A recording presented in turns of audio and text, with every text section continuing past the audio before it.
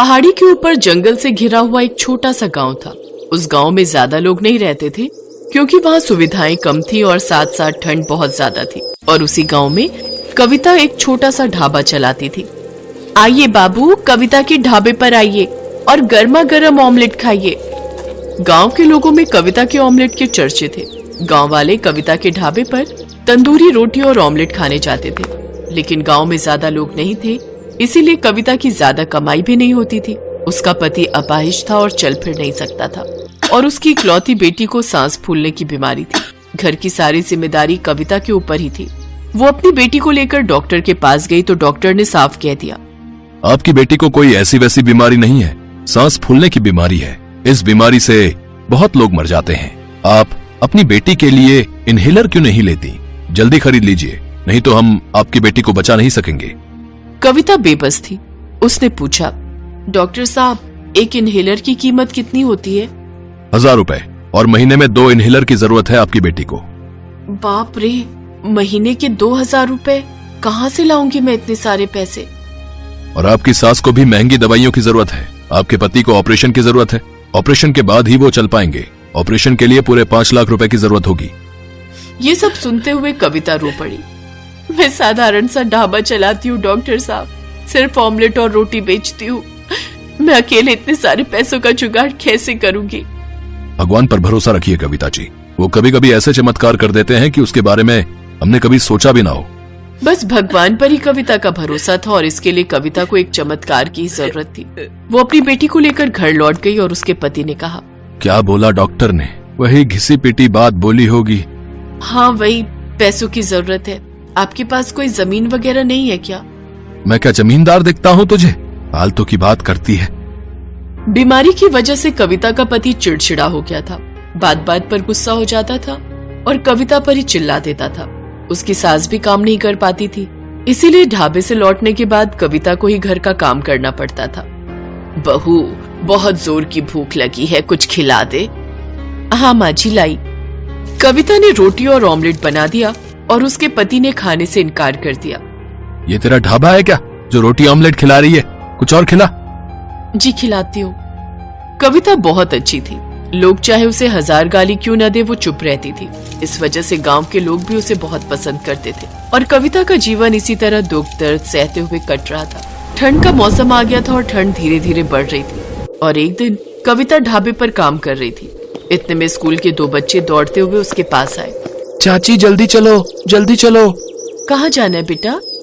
School चलो चाची, पूजा बेहोश हो गई है। क्या? मेरी बेटी बेहोश हो गई? चल चल। कविता भी दौड़ती हुई उन बच्चों के साथ स्कूल पहुंच गई।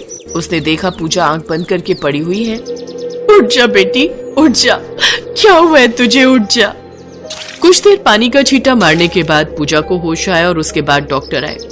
कविता जी, अब तो इसे इनहेलर चाहिए ही चाहिए। ठंड भी बढ़ गई है, 2-3 दिन में बर्फबारी भी शुरू हो जाएगी। इस साल आपकी बेटी ठंड सह नहीं पाएगी। माँ, मैं मरना नहीं चाहती। माँ, मैं मरना नहीं चाहती हूँ। नहीं बेटी, तुझे कुछ नहीं होगा, मैं हूं ना। लेकिन कविता अकेली क्या ही करती। वो भगवान को बुलाने लगी, हे भगवान, मेरी मदद कीजिए। मुझे मदद करने वाला और कोई नहीं है, सिर्फ आप ही हो भगवान, सिर्फ आप ही हो। भगवान अपने सच्चे भक्तों को कभी निराश नहीं करते हैं। कोई ना कोई तरीके से उसे जीने का सहारा दे ही देते हैं। लेकिन कविता को वो कैसे मदद करने वाले थे? कविता बर्फबारी से डर रही थी। पता नहीं बर्फबारी शुरू हो जाने के बाद मेरी बेटी का क्या होगा, वो ठंड सह पाएगी या नहीं। कविता ने गुल्लक तोड़ दिया और उसमें से 150 रुपए मिले। 150 रुपए में तो आजकल कुछ नहीं होता। और ऐसे ही कविता की समस्याएं बढ़ने लगी। अगले दिन से स्नोफॉल शुरू हो गया। पूरा गांव सफेद बर्फ से ढक गया और ये देखकर कविता सिसक कर रोने लगी। मैं हार गई, मैं अपनी बेटी को नहीं बचा पाई। मैं कितनी बुरी माँ हूँ भगवान, मैं कितनी बुरी माँ हूँ। लेकिन कविता को नहीं पता था कि इसी बर्फ की वजह से उसे एक मौका मिलने वाला है। 2-3 दिन पहले ही कुछ टूरिस्ट पहाड़ पर घूमने के लिए आए थे। वो इस गांव से बहुत दूर एक शहर में रुके हुए थे, लेकिन उस शहर से एयरपोर्ट का रास्ता इसी गांव से होकर जाता था। छोटा गांव था, इसीलिए कभी किसी भी टूरिस्ट ने ज्यादा ध्यान नहीं दिया था। लेकिन आज कुछ अलग होने वाला था। बर्फबारी शुरू हो जाने के बाद गांव के लोग जल्दी घर के अंदर घुस जाते थे। कविता शाम होते ही ढाबा बंद कर ही रही थी कि तभी वहां एक टूरिस्ट कार आकर रुक गई। बर्फ की वजह से वो गाड़ी एयरपोर्ट पर नहीं जा पाई। गाड़ी में से एक आदमी निकला और सामने कविता को देखकर पूछा, एक्सक्यूज मी, यहाँ कोई होटल है क्या? होटल? गांव में होटल तो नहीं है साहब।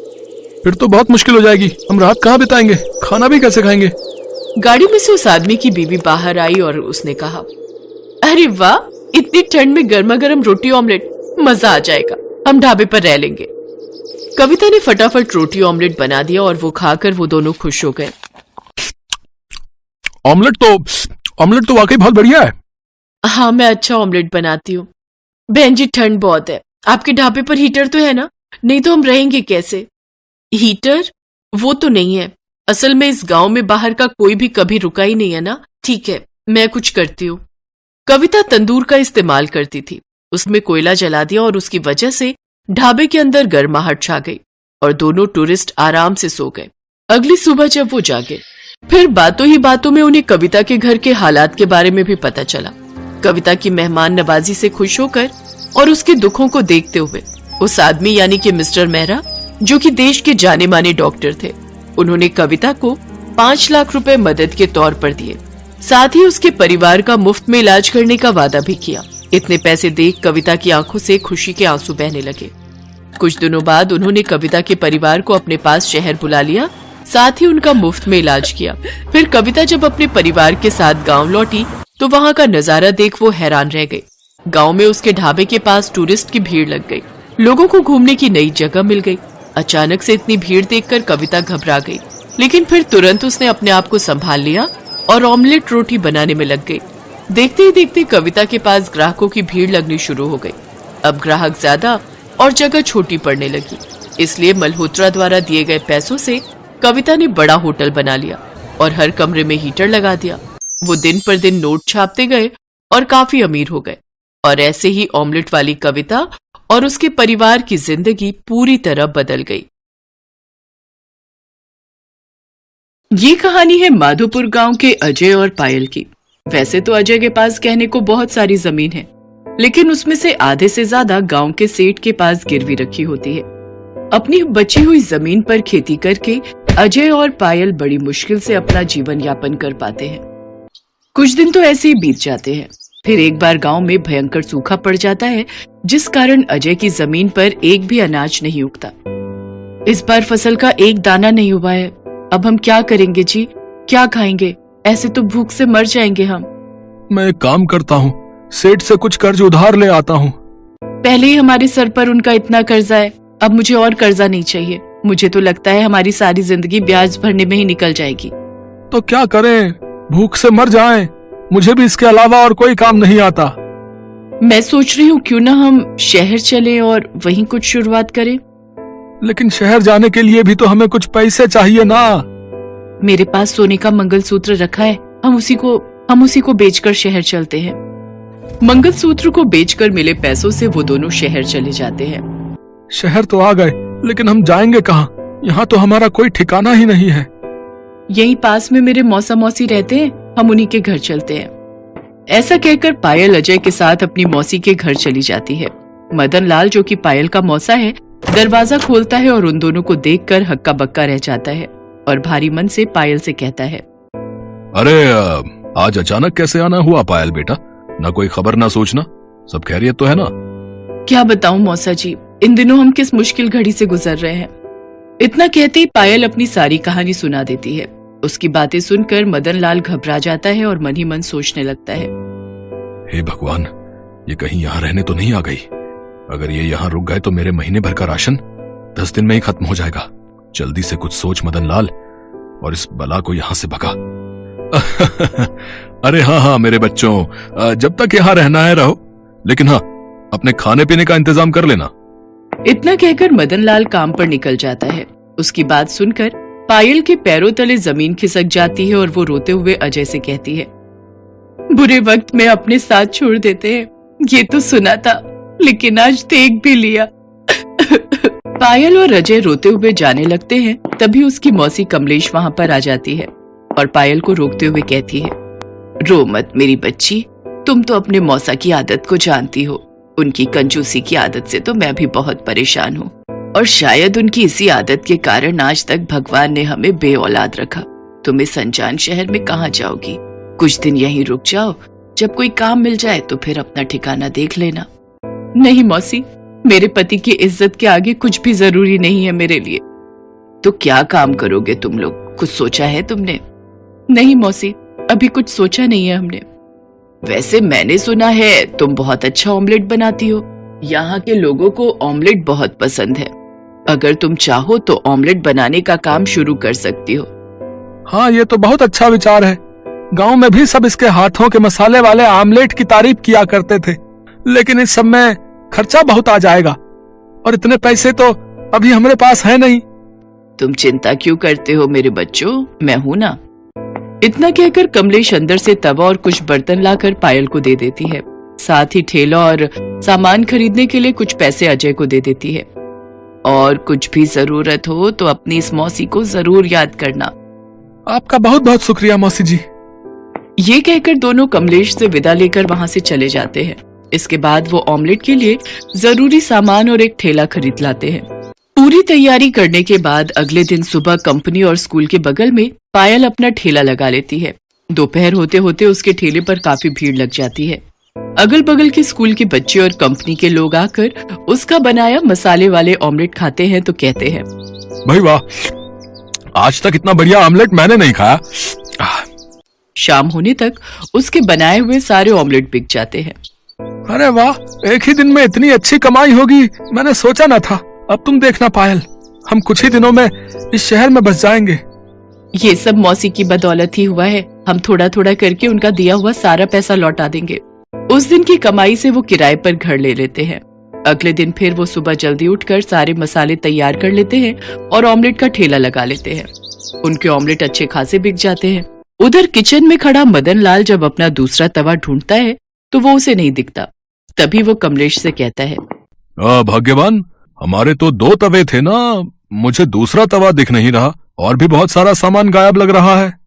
मुझे क्या पता, यहीं कहीं होगा, ठीक से देखो।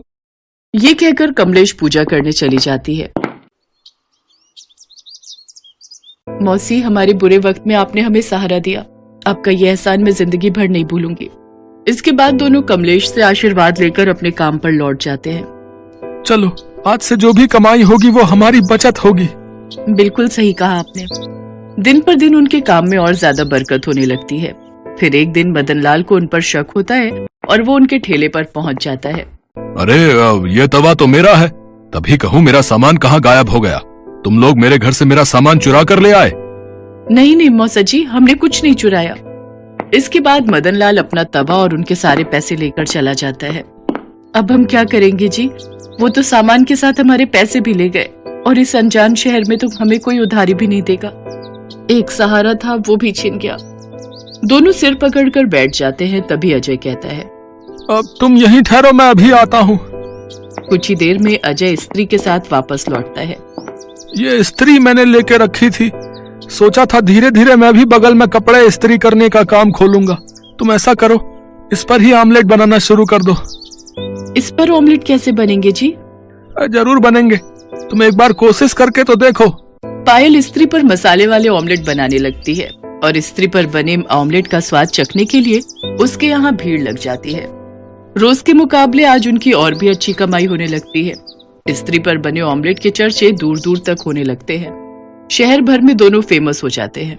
एक दिन एक लड़का उनकी स्त्री वाले ऑमलेट की वीडियो बना लेता है और यूट्यूब पर अपलोड कर देता है। उनकी वीडियो देखकर एक बिजनेसमैन उनके ठेले पर आता है और ऑमलेट खाकर कहता है, वाह वाह, इतना टेस्टी ऑमलेट मैंने आज तक नहीं खाया।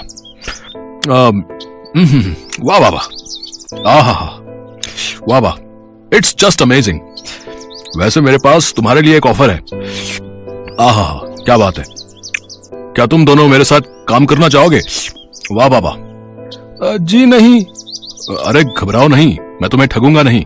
मेरे कई शहरों में काफी रेस्टोरेंट्स हैं और मैं चाहता हूं कि मैं इस शहर में भी अपनी एक ब्रांच खोलूं और उसकी शुरुआत मैं आपके बनाए स्त्री ऑमलेट से करना चाहता हूं और मेरे इस नए रेस्टोरेंट के मालिक तुम दोनों होगे। साथ ही तुम दोनों को ही सब संभालना होगा। बस मुझे 30% प्रॉफिट दे देना।